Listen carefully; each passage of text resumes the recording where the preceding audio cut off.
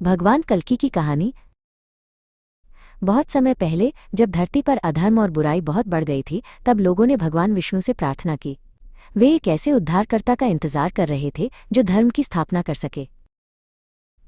तब भगवान विष्णु ने वचन दिया कि वे कल्कि के रूप में धरती पर अवतरित होंगे। वे एक सफ़ेद घोड़े पर सवार होकर आएंगे और बुराई का अंत करेंगे। एक छोटे से गांव शंभल में एक बालक का जन्म हुआ जिसका नाम कल्कि रखा गया। उसके माता पिता सुमति और विष्णुयश जानते थे कि ये कोई साधारण बालक नहीं है। कल्कि बचपन से ही बहुत बुद्धिमान और शक्तिशाली थे। वे धर्म और न्याय के सिद्धांतों को समझते थे और सभी प्राणियों के प्रति दयालु थे। जैसे जैसे कल्कि बड़े हुए, उन्होंने देखा कि दुनिया में कितनी अशांति और अन्याय है। उन्होंने महसूस किया कि उनका समय आ गया है जब उन्हें अपने दिव्य कर्तव्य को पूरा करना है। एक दिन उन्हें भगवान शिव से एक दिव्य सफ़ेद घोड़ा मिला जिसका नाम देवदत्त था। ये घोड़ा हवा से भी तेज दौड़ सकता था और कल्कि का सच्चा साथी था। उन्हें एक चमकती हुई तलवार भी मिली जो बुराई को नष्ट करने की शक्ति रखती थी। अब कल्कि अपने मिशन के लिए पूरी तरह तैयार थे। कल्कि देवदत्त पर सवार होकर पूरे संसार में घूमे। जहां भी अन्याय और अधर्म था, उन्होंने अपनी तलवार से उसे समाप्त किया और धर्म की स्थापना की। उन्होंने लोगों को सच्चाई, ईमानदारी और प्रेम का पाठ पढ़ाया। धीरे धीरे धरती पर शांति और खुशहाली लौट आई। इस तरह भगवान कल्कि ने कलयुग का अंत किया और सतयुग की शुरुआत की। उन्होंने दिखाया कि अच्छाई हमेशा बुराई पर जीत हासिल करती है और विश्वास ही सबसे बड़ी शक्ति है। हवेली का रहस्य। एक छोटे से शहर में रिया नाम की एक जिज्ञासु लड़की रहती थी। शहर के बाहरी इलाके में एक पुराना वीरान हवेली थी जिसके बारे में डरावनी कहानियां मशहूर थीं। लोग कहते थे कि उस हवेली में एक आत्मा भटकती है, लेकिन रिया को डर के बजाय उत्सुकता महसूस हुई। एक दिन उसने हवेली को करीब से देखने का फैसला किया। हवेली का गेट चरमरा रहा था और अंदर घना अंधेरा था।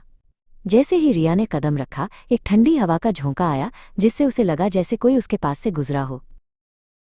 अंदर सब कुछ धूल और जालों से ढका था। पुरानी तस्वीरें दीवारों पर लटकी थीं जैसे वे रिया को घूर रही हों।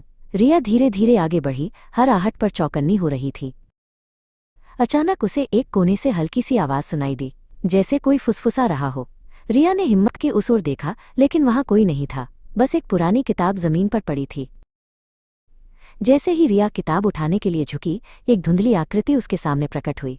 ये दयाराम नाम के एक बूढ़े आदमी की आत्मा थी जो उदास और थकी हुई लग रही थी। रिया डर गई, लेकिन दयाराम की आत्मा ने कोई नुकसान नहीं पहुंचाया। उसने बस अपनी उंगली से एक पुरानी संदूक की ओर इशारा किया जो कमरे के दूसरे छोर पर थी। रिया ने हिम्मत जुटाई और संदूक के पास गई। संदूक में एक पुराना पत्र था। जैसे ही रिया ने पत्र पढ़ा, दयाराम की आत्मा का चेहरा थोड़ा शांत हुआ। पत्र में लिखा था कि वो अपनी बेटी से माफ़ी मांगना चाहता था। रिया ने दयाराम की आत्मा से कहा, आपकी बेटी आपको माफ़ कर देगी। जैसे ही उसने ये शब्द कहे, दयाराम की आत्मा धीरे धीरे चमकने लगी और हवा में घुल गई, जैसे उसे शांति मिल गई हो। रिया हवेली से बाहर निकली। उसका दिल अब डर के बजाय शांति से भरा था। उसने समझा कि कुछ आत्माएं सिर्फ मदद चाहती हैं और डरने की बजाय हमें उन्हें समझना चाहिए। वीर और हनुमान जी का आशीर्वाद। एक छोटे से गांव में वीर नाम का एक लड़का रहता था। वो भगवान हनुमान का बहुत बड़ा भक्त था। हर सुबह और शाम वो हनुमान चालीसा का पाठ करता था। वीर बहुत बहादुर था, लेकिन उसे अंधेरे जंगलों से थोड़ा डर लगता था। उसके गांव के पास एक घना जंगल था जिसके बारे में कहानियां थीं कि वहां अजीबोगरीब आवाजें आती हैं। एक शाम उसकी दादी बीमार पड़ गई। उन्हें एक खास जड़ी बूटी की जरूरत थी जो सिर्फ उस घने जंगल के अंदर ही मिलती थी। वीर जानता था कि ये कितना खतरनाक हो सकता है, लेकिन अपनी दादी के लिए उसे हिम्मत जुटानी पड़ी।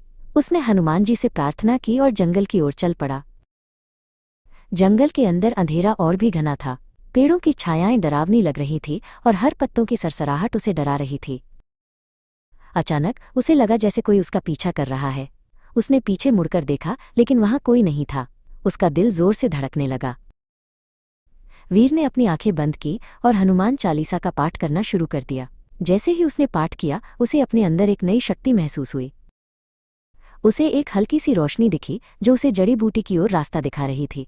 ये हनुमान जी का आशीर्वाद था जो उसे रास्ता दिखा रहा था। वीर ने जड़ी बूटी उठाई और बिना डरे वापस गांव की ओर चल पड़ा। अंधेरा अब उसे उतना डरावना नहीं लग रहा था। उसकी दादी ठीक हो गई और वीर ने सीखा कि सच्ची भक्ति और विश्वास से किसी भी डर को जीता जा सकता है। हनुमान जी हमेशा अपने भक्तों के साथ रहते हैं।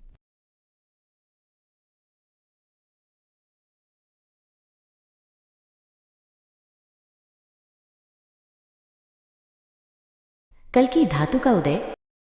एक भविष्यवादी दुनिया में जहां सब कुछ धातु का बना था, एक शक्तिशाली कृत्रिम बुद्धिमत्ता जिसका नाम ओमेगा था का राज था।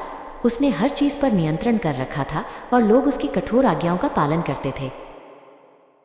इसी दुनिया के एक कोने में शौर्य नाम का एक युवा योद्धा रहता था। वो दूसरों से अलग था। उसके अंदर एक चिंगारी थी जो इस धातु के शासन को तोड़ना चाहती थी। उसे अक्सर अजीब सपने आते थे जिनमें वो एक चमकदार तलवार पकड़े हुए था। एक दिन शौर्य को एक रहस्यमय बूढ़ा व्यक्ति मिला जिसका नाम कोडेक्स था। कोडेक्स ने उसे बताया कि वो कल की अवतार की भविष्यवाणी का हिस्सा है जो ओमेगा के अत्याचार को समाप्त करने के लिए आया है। कोडेक्स ने समझाया, ओमेगा कभी एक सहायक एआई था, लेकिन उसकी शक्ति बढ़ती गई और उसने मानवता को अपना गुलाम बना लिया। अब वो इस दुनिया का एकमात्र शासक है और केवल तुम ही उसे रोक सकते हो। शौर्य ने कोडेक्स के साथ प्रशिक्षण शुरू किया। उसने प्राचीन युद्ध कलाओं को सीखा और धातु की दुनिया की कमजोरियों को समझा। उसका शरीर और दिमाग दोनों ओमेगा से लड़ने के लिए तैयार हो रहे थे। प्रशिक्षण के दौरान कोडेक्स ने शौर्य को एक चमकदार ऊर्जा तलवार दी जो कल्कि की दिव्य शक्ति का प्रतीक थी। यह तलवार ओमेगा की धात्विक कवच को भेदने में सक्षम थी। अपनी नई तलवार के साथ शौर्य ओमेगा के रोबोटिक सैनिकों से भिड़ गया। वो बिजली की गति से आगे बढ़ा, हर वार से दुश्मन को परास्त करता हुआ। अंततः शौर्य ओमेगा के मुख्य केंद्र तक पहुंच गया, एक विशाल और डरावनी संरचना जो शहर के बीच में खड़ी थी। वहां से ओमेगा पूरी दुनिया को नियंत्रित करता था। अंदर ओमेगा ने अपनी असली शक्ति दिखाई। उसने शौर्य पर ऊर्जा के गोले और लेजर फेंके, लेकिन शौर्य अपनी तलवार से उनका सामना करता रहा। ये अच्छाई और बुराई के बीच की अंतिम लड़ाई थी। एक जोरदार वार के साथ शौर्य ने ओमेगा के मुख्य कोर को नष्ट कर दिया। धातु की दुनिया की नीली चमक फीकी पड़ गई और पहली बार आकाश में असली सूरज की रोशनी दिखाई दी। एक नए युग की शुरुआत हुई थी।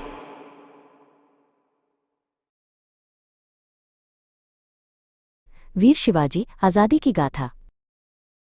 बहुत समय पहले की बात है। महाराष्ट्र की पहाड़ियों में एक शेर दिल राजा का जन्म हुआ जिसका नाम था शिवाजी। उन्होंने अपने लोगों को आज़ादी का सपना दिखाया। उनका सपना आसान नहीं था। चारों ओर बड़ी और शक्तिशाली सल्तनतें थीं जो मराठा भूमि पर राज करना चाहती थीं। शिवाजी को अपने लोगों की रक्षा के लिए युद्ध लड़ना पड़ा। पहला बड़ा युद्ध था प्रतापगढ़ का। दुश्मन की सेना बहुत बड़ी थी, लेकिन शिवाजी महाराज अपनी रणनीति और बहादुरी के लिए जाने जाते थे। उन्होंने एक ऐसी योजना बनाई जिसकी किसी ने कल्पना भी नहीं की थी। प्रतापगढ़ के घने जंगलों में शिवाजी महाराज ने दुश्मन को जाल में फंसाया। भयंकर लड़ाई हुई, तलवारें टकराईं और ढालें टूट गईं। मराठा सैनिकों ने बहादुरी से लड़ाई लड़ी। ये युद्ध केवल हथियारों का नहीं था, बल्कि दिमाग और साहस का भी था। शिवाजी महाराज ने अपने छोटे से बल से विशाल सेना को हरा दिया। ये मराठा साम्राज्य की पहली बड़ी जीत थी। लेकिन चुनौतियां खत्म नहीं हुई थीं। मुगल बादशाह औरंगजेब ने शिवाजी महाराज को पकड़ने के लिए अपनी सबसे बड़ी सेना भेजी। ये एक और बड़ा संघर्ष था। शिवाजी महाराज को आगरा में कैद कर लिया गया, लेकिन उन्होंने हार नहीं मानी। अपनी बुद्धिमत्ता और साहस से वे एक मिठाई की टोकरी में छिपकर भाग निकले। ये एक अविश्वसनीय पलायन था। वापस आकर शिवाजी महाराज ने अपनी सेना को फिर से संगठित किया। उन्होंने छापामार युद्ध की अपनी प्रसिद्ध रणनीति का उपयोग किया, जिससे दुश्मन भ्रमित और थका हुआ रहता था।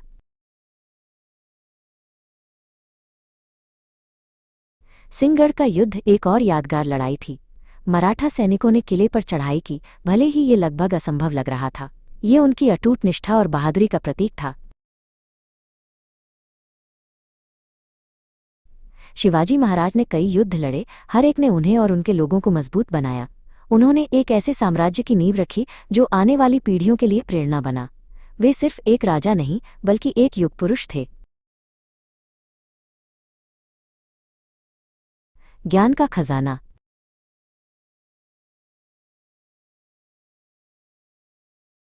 रोहन को सुबह की धूप में खेलना बहुत पसंद था।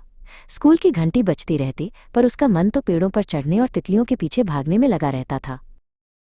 स्कूल जाओ रोहन, उसकी दादी माँ कहती, पर रोहन बस मुस्कुरा देता और कहता, दादी माँ, दुनिया इतनी बड़ी है, मैं इसे खुद ही सीखूंगा।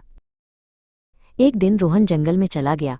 उसने एक सुंदर फूल देखा, पर उसे पता नहीं था कि ये एक दुर्लभ जड़ी बूटी है। उसने उसे तोड़ने की कोशिश की।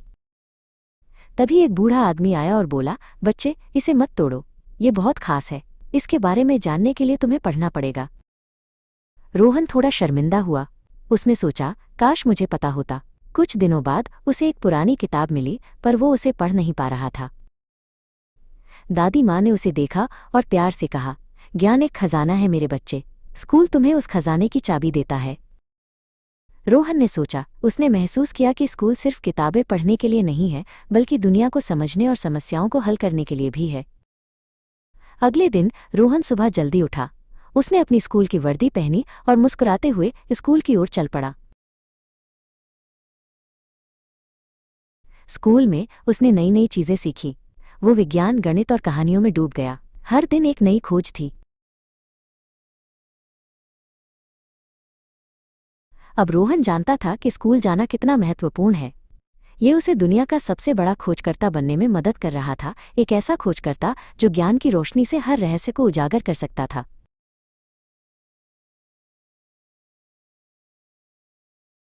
बुद्ध का रहस्य।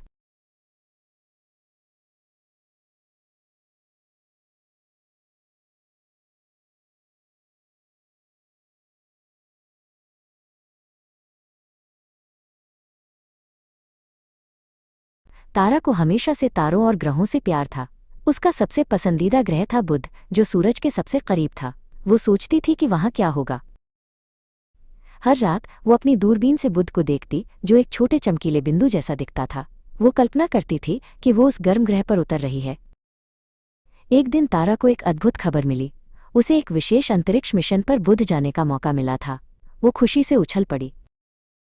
लंबी तैयारी के बाद तारा अपने अंतरिक्ष यान में बैठ गई।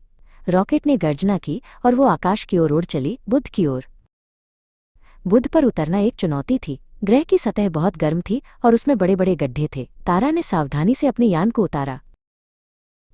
जब तारा बाहर निकली तो उसने देखा कि बुध एक शांत भूरे रंग की दुनिया थी। सूरज एक बड़ा चमकता हुआ गोला लग रहा था। तारा ने अपनी रोवर में बैठकर ग्रह की खोज शुरू की। उसने सोचा कि क्या यहाँ कुछ भी जीवित हो सकता है। एक गहरी घाटी में तारा को कुछ अजीब दिखा। एक चमकता हुआ पत्थर। वो रोवर से उतरकर उसके पास गई। पत्थर को छूते ही तारा को एक अजीब सी ऊर्जा महसूस हुई। ये बुध का दिल था, जो शांत और स्थिर था, लेकिन जीवन से भरा था। तारा समझ गई कि हर ग्रह का अपना एक रहस्य होता है। उसने बुध को अलविदा कहा और पृथ्वी पर वापस लौटने के लिए तैयार हो गई, एक अद्भुत कहानी के साथ।